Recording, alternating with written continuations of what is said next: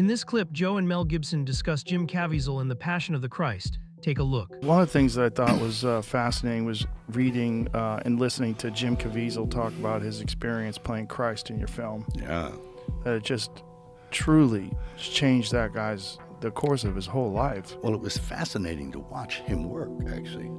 And most of the time, I just backed away because he was doing something that, and I've seen a lot of people portray Jesus in films, right? And I never buy it. You can't quite buy it. Something creeps in the color that's not, something's not right or discordant. And some of them are pretty good, but you never quite believe it all the way. What was the Willem Dafoe movie? That was a Scorsese film. Right. What was that called? The Last Temptation. That's right. That film was not well received by the public. It sparked protests around the world because of its humanized portrayal of Jesus, which many religious groups condemned as blasphemous. The story showed Jesus wrestling with fear, doubt, and lust, including a dream sequence involving marriage and intimacy with Mary Magdalene. At one point, a radical Catholic group even set fire to a Paris cinema screening the film, injuring 13 people. Despite the controversy, critics praised the film for its artistic achievement, and it earned Scorsese an Academy Award nomination for Best Director. Anyway, but what were we talking about? Caviezel playing Christ. He did something, I think, that nobody else did.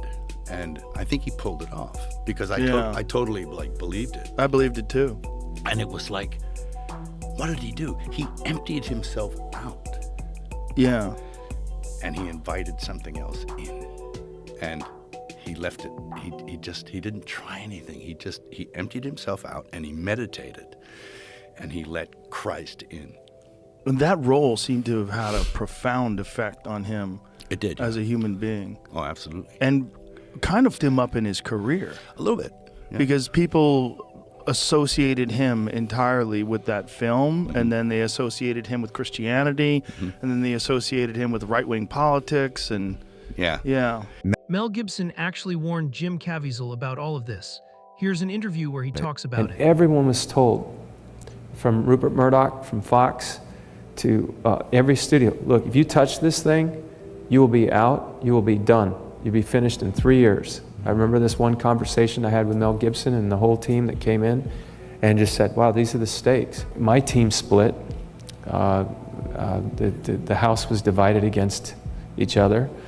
Part of them were like, you'll never work again, you should do this. And both camps, and I ultimately, between me agents? Yes. Between my wife and I, we had to make the call. And the moment I took it, the phone stopped ringing. And I thought, what am I doing here? An evil movie? I mean, who buys the tickets in America to these movies? Aren't they Christians? Are we that evil? And then, he got sidetracked by a few guys. I mean, there's some people out there who, they get in your ear, and it's like Cassius, talking to Bruce. And they get you up to make a speech somewhere, and next thing you know, it's like, people throwing eggs at you. And it's like, and you wonder, should I even be saying this?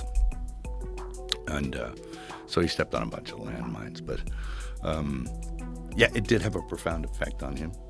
But I think he was already mostly there anyway. And I noticed that because when I was trying to cast it, I thought, who could play this?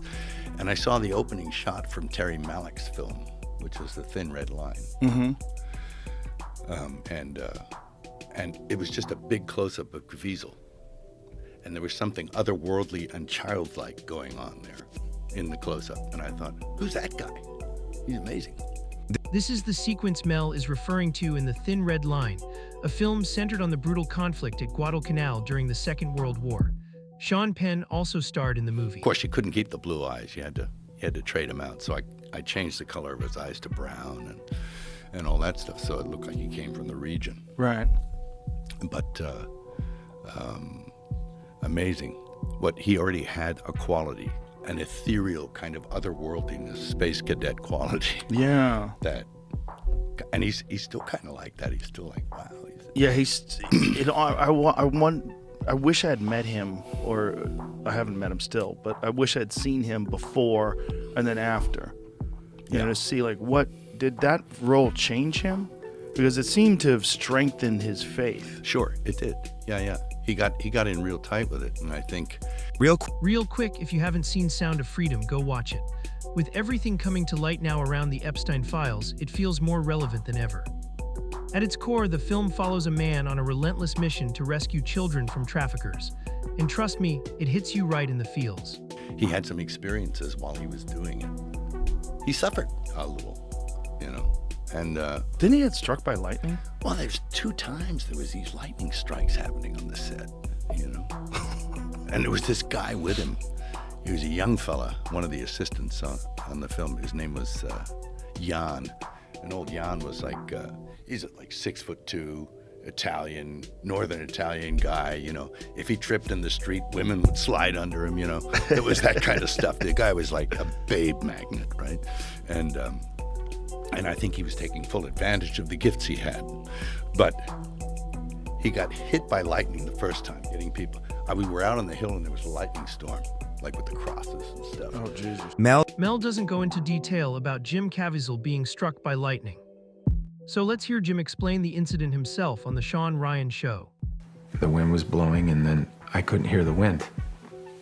And I could feel the suctioning occur.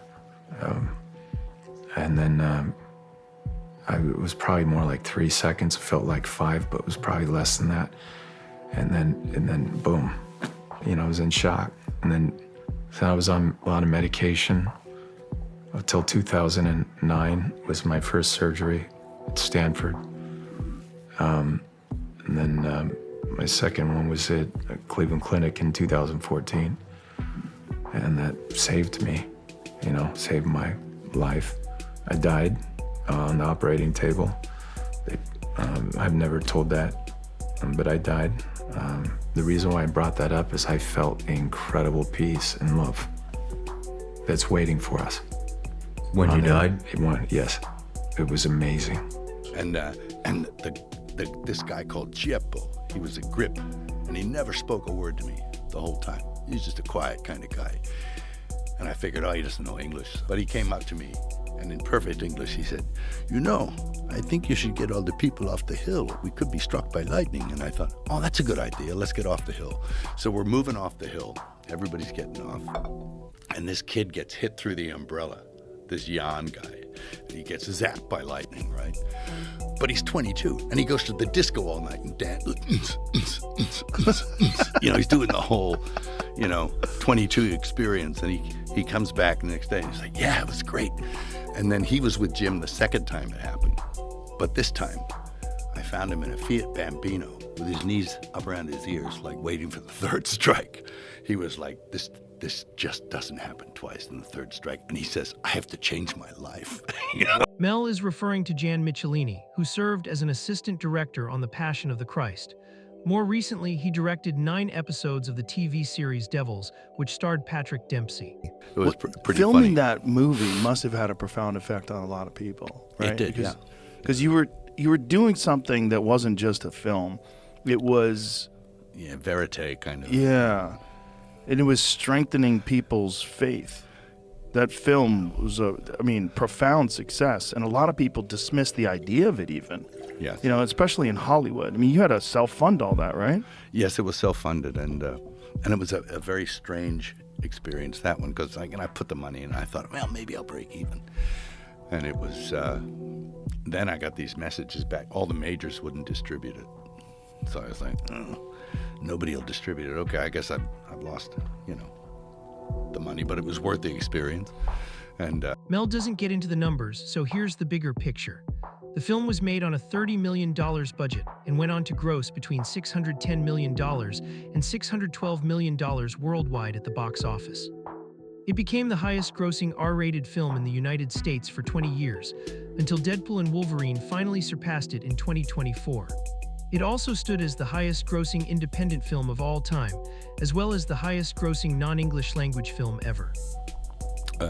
One guy was left in the room at the end when the dust settled. It was some guy. He said, I'll distribute. And he had a little company called New Market, and they distributed like 1 or 2 films before. And I think it was a Charlize Theron movie called A Monster, about that horrible serial killer. Yeah. And Mel doesn't get into the numbers, so here's the bigger picture. The film was made on a $30 million budget and went on to gross between $610 million and $612 million worldwide at the box office.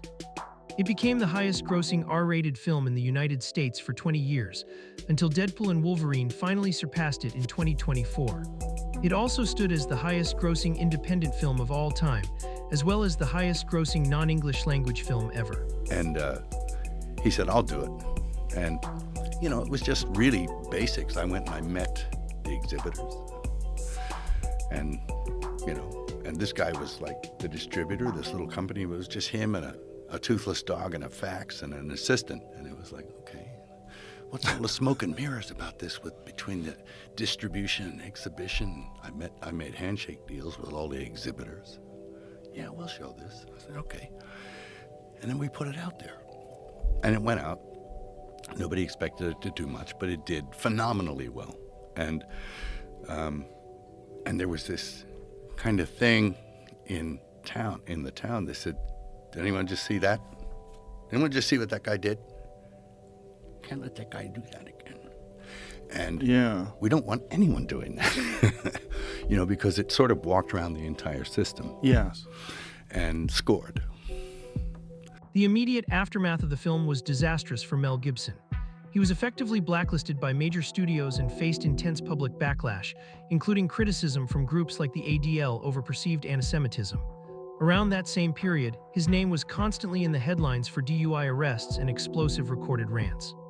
He did, however, begin to stage a comeback in the 2010s and beyond. Right, so there was two things. There was resistance to the Christianity aspect of it and promotion of Christianity, and then there was resistance to the fact that you went outside the system. It was outside. Well, I had no alternative. Right. Because no major would back it. Because of the Christianity aspect of it. I guess, yeah. Well, Rupert Murdoch said, you know, he wanted to, and then he said, nah. And then somebody advised him and said he'd be out of business in 5 years. Rupert Murdoch. Wow. In 5 years if he distributed that, And I was like, wow, if he's scared, I'm like, I'm gonna crash and burn here. But it actually did all right. It did phenomenal. Yeah. Thank you so much for watching. I'd love to hear your thoughts in the comments below. Don't forget to like, subscribe, and hit the notification bell. See you in the next one.